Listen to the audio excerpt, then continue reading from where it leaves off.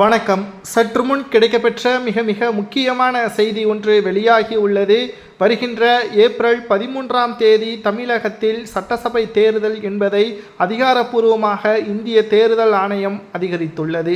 இதனால் ஸ்டாலின் அவர்கள் பயன்படுத்தி வருகின்ற அனைத்து அரசு வழங்கிய உதவிகள், அதாவது அவர்களது பாசையில் கூற வேண்டும் என்றால் இலவசம் அனைத்தும் பறிமுதல் செய்யப்படுகிறது. அவரது வாகனம், அவரது வீடு, அதாவது ஸ்டாலின் அவர்களுக்கென்று வழங்கப்பட்டிருக்கும் அல்லவா, அந்த வீடு தான் நாம் கூறுகிறோம். அவரது சொந்த வீடு கிடையாது. அவரது வாகனம் அனைத்தும் பறிமுதல் செய்யப்படுகிறது.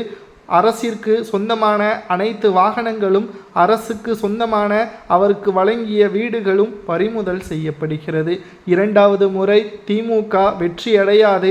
ஆகையால் இரண்டாவது முறை அவர் தொடர்ச்சியாக முதல்வராக பொறுப்பேற்றால் மீண்டும் அவருக்கு வழங்கப்படுமா என்று கேட்டால் நிச்சயமாக இரண்டாவது முறையல்ல, யார் முதல்வராக பொறுப்பேற்றாலும் அவர்களுக்கு இதே வீடு மற்றும் வாகனங்கள் வழங்கப்படும் என்ற தகவலும் கிடைக்கப்பெற்றுள்ளது. சரி, ஸ்டாலின் அவர்களிடமிருந்து ஒவ்வொன்றாக இனி வரக்கூடிய நாட்களில் பறிமுதல் செய்யப்படும்.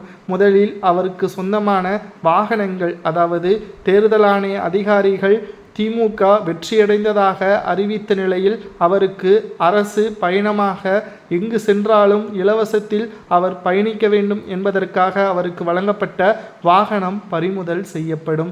அடுத்து தேர்தல் ஆணைய அதிகாரிகள் விதிகளுக்கு உட்பட்டு அவரது அறை இழுத்து மூடப்படும். அது 28வது நாட்களுக்கு பிறகு தமிழகத்தில் முதல்வராக அவர் இருக்கக்கூடிய அறை முழுவதுமாக அகற்றப்படும். பெயரளவிற்குத்தான் தமிழ்நாட்டின் முதல்வராக ஸ்டாலின் அவர்கள் செயல்படுவார். ஆனால் அனைத்து அதிகாரங்களும் தேர்தல் ஆணைய அதிகாரிகளது கட்டுப்பாட்டிற்கே சென்றுவிடும். ஸ்டாலின் அவர்கள் இரண்டாவது முறை தோல்வி மற்றும் வெற்றியடைந்தால் நிச்சயம் அவருக்கு மீண்டும் அதே சலுகைகள் வழங்கப்படலாம். அது மட்டுமல்ல, திராவிட முன்னேற்ற கழகம் இந்த முறை வெற்றியடைய வேண்டும் என்பதற்காக தேமுதிக உள்ளிட்ட பல கட்சிகள் திமுகவின் கூட்டணியை உறுதி செய்துள்ளது. ஆனால் இத்தனை கூட்டணிகள் இருந்தாலும் கூட இந்த முறை வெற்றியடைவது கடினம்தான். அதிமுக வெற்றி வாய்ப்பை அதிகரித்திருப்பதாக உளவுத்துறையின் கருத்து கணிப்புகளும் நமக்கு கிடைக்கப்பெற்றுள்ளது.